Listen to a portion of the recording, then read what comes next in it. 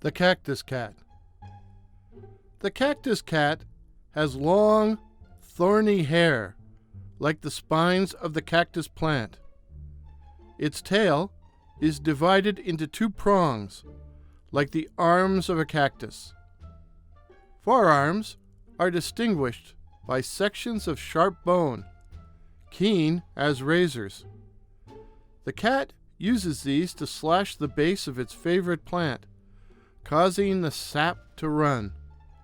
It returns to the cacti several days later to drink this dew, which is fermented into a strong mezcal.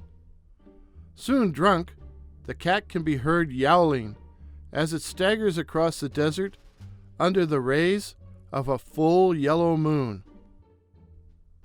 According to Henry H. Tyron in Fearsome Critters, page 9, some victims of prickly heat, which leaves red marks on the body, were attributed to beatings by this critter's two-pronged tail.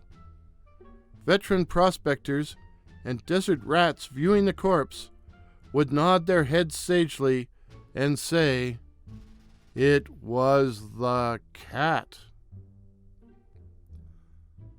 What follows is a bad poem about the cactus cat by Warren S. James, with apologies to Allen Ginsberg. What's that howling?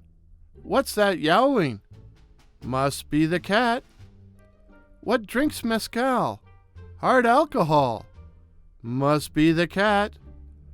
What will swagger and then stagger? Must be the cat. What will croon under the moon? Must be the cat. Howling, yowling, prowling. Must be the cat. Here is the original version of the poem. What's howling? What's prowling? Must be the cat. What laps? Sweet sap. Must be the cat.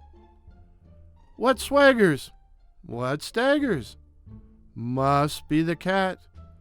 Who will swoon under the moon? Must be the cat. Howling, yowling, prowling, darling. Must be the cat.